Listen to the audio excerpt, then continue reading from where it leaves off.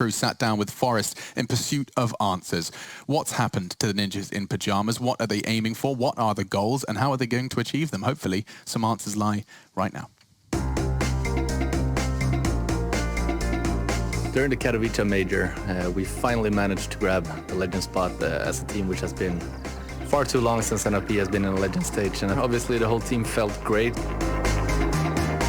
After the Major, we were unlucky with Dennis having to take a break for an unknown period of time, which kind of left us in a rough spot as a team because we had quite a few tournaments lined up, and we just grabbed a stand-in terms of Drake, and we didn't really get into the groove. We didn't really have the time to really make it work. It was more like a last resort just to grab somebody and just sort of just play the tournaments we have. I think it was awesome of him to help us out. So recently Plopski joined instead of Dennis. I think changes were needed for us. I think we kind of ran our course as a team and we didn't really find the groove back. So bringing in Plopski now, a younger generation type of player who is going to be around the scene for a long time, is definitely a fresh breath of air.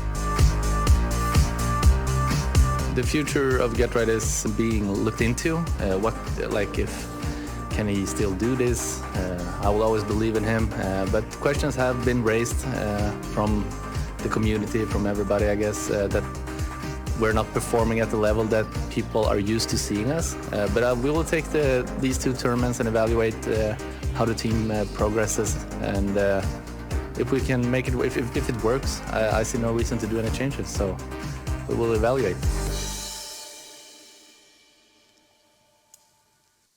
I mean, this is an industry that's getting more and more mature. Of course, Forest a prime example of that, and in more ways than one. Just the reflection upon Get Right. I mean, this is a conversation. It's not the first time it's happened in teams. Certainly one of the most prominent times it's happened in the public eye. They've come out and said, like, straight up, we are thinking of removing Get Right. I mean, sure. I'm paraphrasing here. This is not verbatim.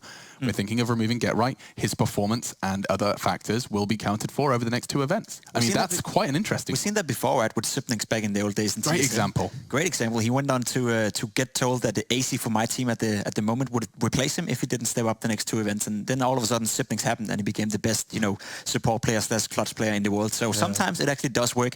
As for Get Right, he's been in this game for such a long time, so I'm maybe having a little bit of more of a rough time believing he can reinvent himself. But the fact that he's not calling anymore may be a good thing for him. The biggest problem I think for Get Right is, and this would happen for a lot of players who stay in one team for a very long period of time, is you only see things through one lens. Yeah. So when you're looking at a game, or you're looking at approaching the game only in one way, or with one mantra, or with one direction, not the band, unfortunately, but you're going to struggle to see other ways to approach the game. And when he was the best player in the world for, 2 years back-to-back, it was 2013, 2014, he was the #1 player in the world.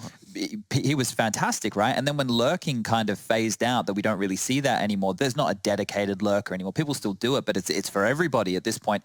You lose your identity and you have to start playing Counter-Strike as a more well-rounded, brand. You can't just come on into this and stick to one thing that worked. You need to make sure you're versatile and you can approach the game in lots of different ways. And that's something that I assume is difficult to do. It's a recurring trend, and another example of that is the fact that we are seeing so many new names. We just talked about Stown, NATO Safix, Blame. There's 3 of them on Heroic right now. I mean, that's of course neglecting to mention Freiburg and Essetag, just because those are names that have been at the tip of our tongue for a longer period of time. Sure. But it is the case of a look at Vitality. They bring Alex in, and it's a different look. It's a brand new look.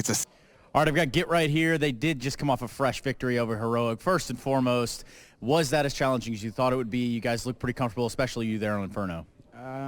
We know they're a strong team, and they've been rising up to the top recently. So we're expecting a very tough game in general.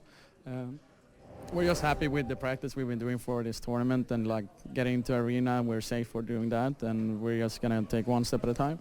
Yeah, and I mean, the Lanexus is certainly no arena, to be taken lightly. So seeing you guys out there is going to be an awesome feeling. I guess, moreover, I want to ask you kind of something along the same lines I asked Rez, which was about playing with Plopski. How's that working out for you? He's one of the veterans of the team. And it's pretty cool to play with a youngster like him. He's very talented. He needs a little bit sharpening there and there, but at the same time, that's the beauty of the talents when you see them and actually play with them. Like you you get very surprised and very shocked how good they are, you know, like that. You just see through online and matches and whatnot, and you don't feel like very like impressed in a way. I mean, of course you're impressed, but it's a completely different when you actually sit and play with a person like that, especially in a team. So I'm very, very pleased with it, and I hope that he's going to keep doing what he's doing.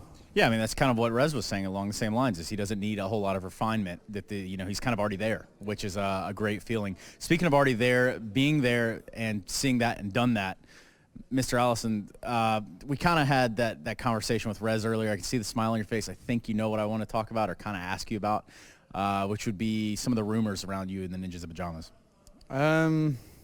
What can I even say about it? I mean, Just hold it from the top. Okay, cool. Well, I've been in NIP for 7 years soon. It's kind of very emotional for me to even talk about it, mostly because I don't know what my future is in the team. I know that I'm helping out until after the major. They're going to decide what's going to happen with me, and I'm open to step down if that's the possibility for it. I feel personally I don't want to give up on playing. I feel like I'm not even done as a player. And I want to show everyone, and once again, that I want to keep playing or whatnot. And we'll have to see what it happens, but I haven't made any decision. I haven't made anything about it. The only thing basically is just like I'm not retiring, at least, which is weird because the statement's not saying anything about it.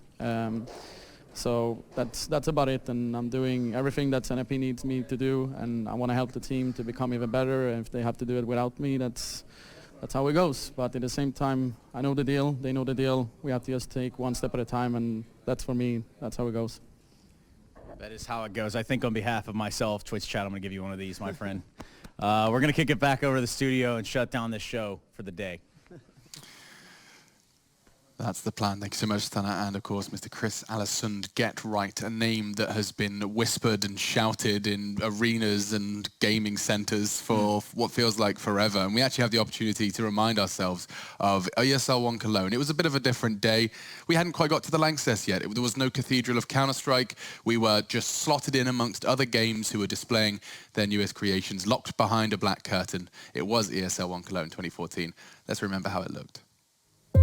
My career has been very long, and my career has still been continuing. And I've been through a lot of different things in personal life, in the game and whatnot. And I think most people don't even know that it's just impressive to win one of those majors.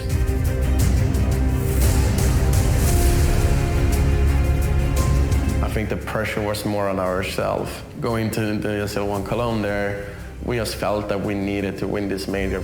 And then we had to play like a best of one to make it out of group. And I remember sitting there backstage just before the game, like, I can't lose this. This is like, there's no chance I'm gonna go out like this. Going to like the finals, Inferno, the legendary map that's always played in a good best of three, was ending up as the grand final map of the major. But we weren't really 100% sure that we had the chance to win this one. But Farber made a huge ace. I remember I won on free clutch. Then we won.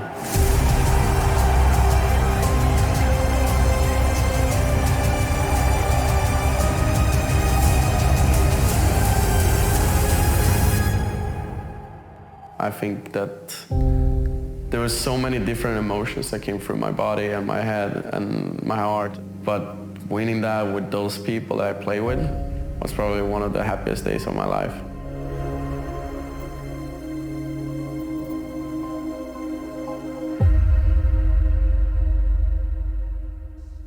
Get Right, he's a guy who wears his heart on his sleeve. You can see right there what it means to people, right? Everything's changed. The game's changed nowadays. We're looking at a more professional environment, but the one thing that hasn't changed quite clearly from Get Right's interview just there in that video we saw is his love and passion for this bloody video game that we all get up for every day to watch hours upon hours for. It's great. Which makes me incredibly happy that he said that he's not done as a player, right? You could see it in his face as well. He wants to keep playing. He wants to keep sharing that passion and that love for the game. And I think, you know, honestly speaking, yeah, Get Right in NIP, that may be a done chapter. You know, he's been there for, did he say 7 years? It makes sense if you move on at some point. But Get Right is not done as a player. He's still, you know, a valuable member. He can still be an in-game leader. He can still, you know, teach young guys to play the game. Maybe he has to take a step down, play on a lower level or something along those lines. But Get Right still has a place within the Counter-Strike scene. And I'm incredibly happy to hear that he still wants that. Yeah, there's no